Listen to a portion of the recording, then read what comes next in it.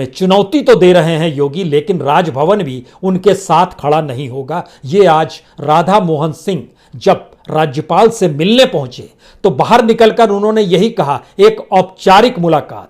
लेकिन इसके पीछे की बिसात दो स्थितियों को बहुत साफ दिखाती है। पहला, चलेगी तो दिल्ली की चलेगी। दूसरा, मंत्रिमंडल विस्तार जो होगा उसमें भी सारे नाम दिल्ली से ही आएंगे। आपको उन्हें ही देखना है, यानी मुख्यमंत्री की हैसियत फिर क्या पर कटर दिए जाएंगे। यह भी एक स्थिति है। लगातार इस बात को लेकर चर्चा रही कि दरअसल जो नौकरशाह गुजरात कैडर के थे उन्होंने जल्दी रिटायरमेंट ले लिया, इसलिए क्योंकि यूपी की सियासत में वह नरेंद्र मोदी के लिए एक प्यादे का काम कर सकें, जिसके जरिए एक बाज की दृष्टि दिल्ली से लखनऊ पर रखी जा सके। यह काम बीते दिनों कईयों ने किया है। एक सुनील बंसल हैं, एक सुभाष हैं, कईयों ने किया है जो अपने अपने तरीके से योगी आदित्यनाथ को बांधे रहे। लेकिन सवाल यह आया जब योगी आदित्यनाथ से संघ ने पूछा कि दरअसल आपकी शिकायत क्या है। उन्होंने कहा, जिलाध्यक्ष हमारी मर्जी का नहीं बनता है, एमएलसी हमारी मर्जी के बगैर बन जाता है, राज्यसभा में कौन जाएगा हमारी जानकारी में कुछ भी नहीं रहता है। किस बीजेपी के किसी भी संगठन में किसी भी पद को ले लीजिए, पता चलता है कि हमारे राय की जरूरत ही नहीं है, मंत्रिमंडल हमें सहयोग नहीं करता है। और इन परिस्थितियों के बीच जब आप हमें कहते हैं कि हमने तो पूरी की पूरी वोट बैंक को ही डिगा दिया है ठाकुरवाद की शैली से, तो और ब्राह्मण तक हमसे दूर हो गया है, तो फिर आप प्रधानमंत्री मोदी से क्यों नहीं पूछते हैं कि पश्चिम बंगाल में वह किसकी पीठ पर सवार थे।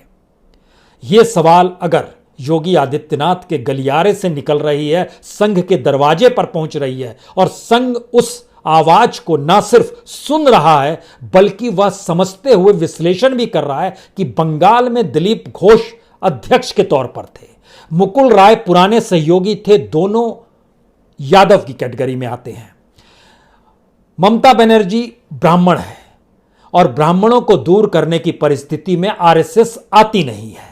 उत्तर प्रदेश की सियासत में अगर ठाकुर और ब्राह्मण टकराने लगे तो उसमें कार्यशैली का जैसे ही जिक्र हुआ वैसे ही सवाल यह आया, क्या आपको प्रधानमंत्री मोदी की कार्यशैली ठीक लगती है। यानी उत्तर प्रदेश की बिसात दरअसल एक पश्चिम बंगाल के चुनाव के बाद और इस देश के मौजूदा हालात के मद्देनजर कुछ इस तरीके से गूंधी जा रही है जो बिसात चौसर में तब्दील हो रही है।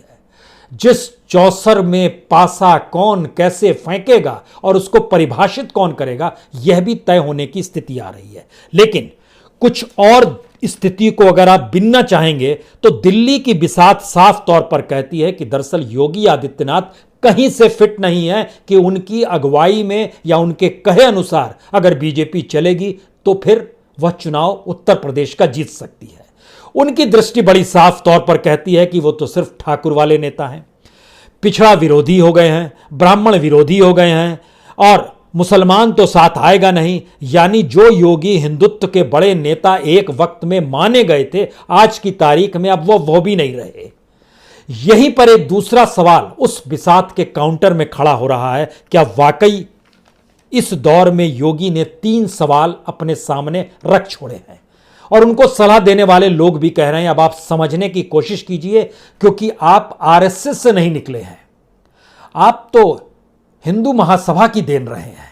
क्योंकि आपके साथ जो परिस्थितियां जुड़ी रही हैं उसमें आपकी पहचान किसी भी हालत में हिंदू युवा रक्षा वाहिनी के तौर पर थी और गोरखपुर में जब आप मठ के भीतर रहते थे तो वहीं से पहली आवाज राम मंदिर को लेकर भी निकली थी। उस समय याद कीजिए, रक्षा पीठ के पूर्व महंत हुआ करते थे दिग्विजय नाथ, उन्होंने सवाल किया था 1949 में अयोध्या में राम मंदिर को लेकर।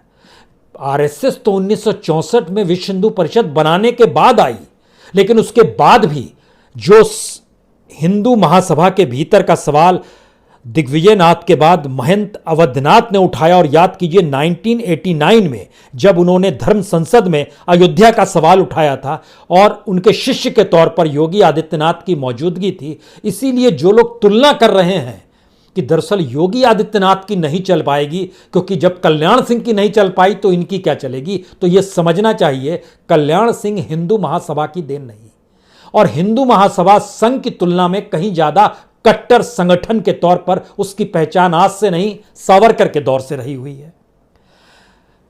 यानी आरएसएस की पहली जरूरत है कि गवर्नेंस के तौर पर दिल्ली में अगर नरेंद्र मोदी हैं तो विचारधारा के तौर पर हर हाल में योगी आदित्यनाथ साथ खड़े रहें।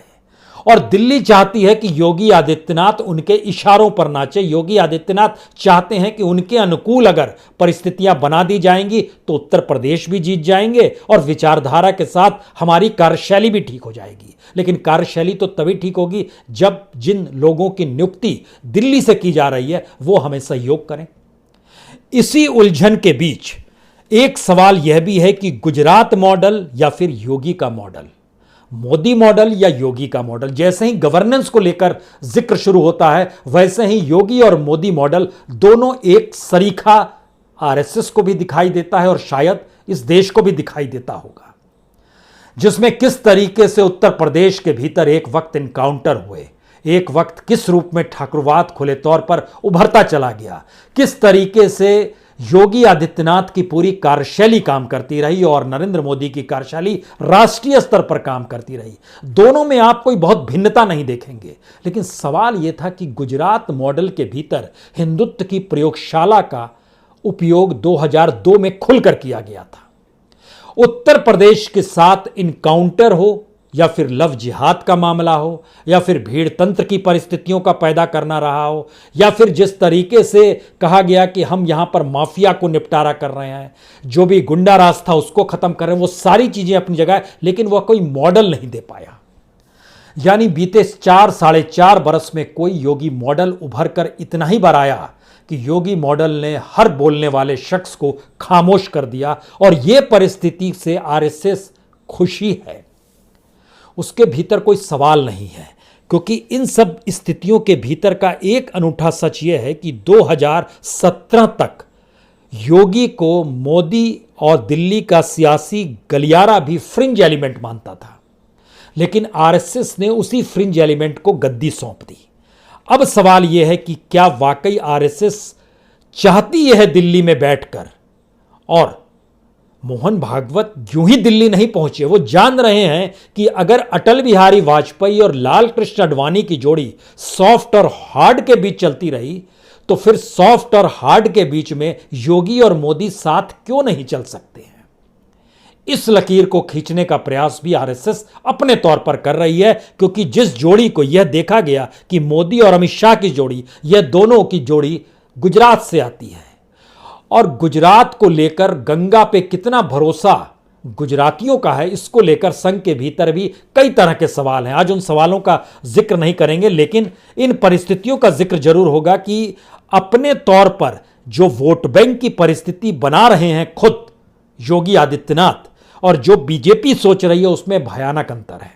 भयानक अंतर का मतलब यह है कि बीजेपी को संभाले हुए पन्ना प्रमुख से लेकर जिला अध्यक्ष तक की नियुक्ति दिल्ली के जरिए और खास तौर से कह सकते हैं अमित शाह के जरिए जो हुई, उनकी दृष्टि में अभी भी योगी आदित्यनाथ नहीं समझ पाए कि पटेल का क्या महत्व है, प्रजापति का क्या महत्व है, बनिया का क्या महत्व है, विश्वकर्मा का क्या महत्व है, मौर्य का क्या महत्व है, इन सारी चीज़ों का क्या महत्व है। लेकिन वहीं पर एक दूसरा सवाल योगी आदित्यनाथ का गलियारा खड़ा करता है। यह ओबीसी की राजनीति के जरिए एक वक्त देश संभाला जा सकता है, लेकिन ओबीसी की राजनीति उत्तर प्रदेश में नहीं चलेगी।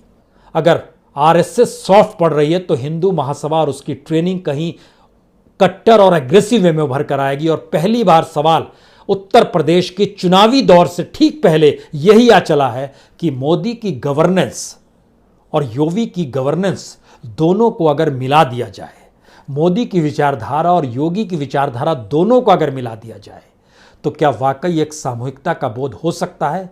लेकिन यकीन जानिए दिल्ली इसके लिए तैयार नहीं है। दिल्ली संघ को भी झुकाएगा, दिल्ली मोदी के जरिए योगी को भी पटरी पर लाएगा। यह संदेश दिल्ली के सियासी गलियारे में बड़ी तेजी से घूम रहा है, चाहे भोजन का निमंत्रण स्वीकार किया गया हो या ना किया गया हो। लेकिन दूसरी तरफ लखनऊ इस एहसास को पैदा कर चुका है, अगर योगी नहीं रहेंगे तो चुनाव आप हार जाएंगे। समझने की कोशिश की जाए, सवाल यह मॉडल का नहीं है, सवाल यह दिल्ली और लखनऊ भर का नहीं है। यह पहली बार सवाल उस लार्जर देन लाइफ और उस छवि वाले शख्स को शह देने का है जिससे टकराना तो दूर, कोई उस दिशा में देखना नहीं चाहता था, लेकिन योगी टकरा गए हैं और उनका इतिहास बताता है वह भी पीछे नहीं लौटेंगे। बहुत बहुत शुक्रिया, बहुत बहुत शुक्रिया।